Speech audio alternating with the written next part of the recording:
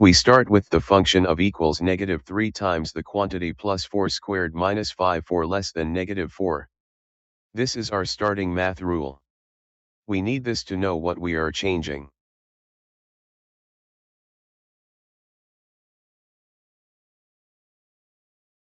We find that the vertex is at -4 and -5. We do this to find the turning point of the shape. The vertex tells us where the graph starts its curve. We determine that must be less than -5. We do this to find all possible values. Since the number in front of the squared part is negative, the graph goes down from the vertex.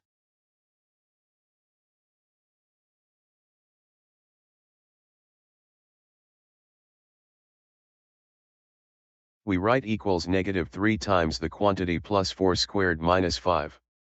We do this to prepare for finding the inverse. This step lets us use instead of. We plan to swap and then solve for. We do this to find the inverse function. Swapping the letters is how we start to find the opposite rule.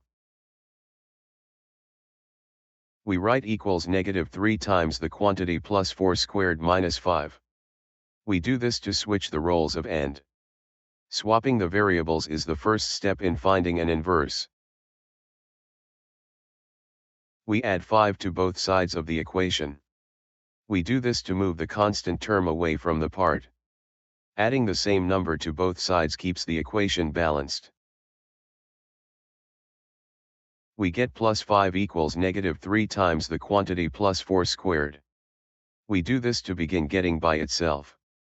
Adding 5 to both sides is valid math rule. We divide both sides by -3. We do this to remove the -3 that is multiplying the parentheses. Dividing both sides by the same number keeps the equation balanced. We get plus 5 divided by -3 equals the quantity plus 4 squared. We do this to isolate the part with. Dividing both sides by -3 follows the math rule. We note that taking square root can result in plus or minus sign. We do this to remember all possible answers. The square root of squared number can be positive or negative. We take the square root of both sides to get plus or minus the square root of plus 5 divided by -3 equals plus 4. We do this to remove the squared power. Taking the square root is the way to undo square. We choose the negative sign for our answer. We do this because the original rule said was less than -4. This choice ensures our new follows the correct math rules. We write negative square root of plus 5 divided by -3 equals plus 4.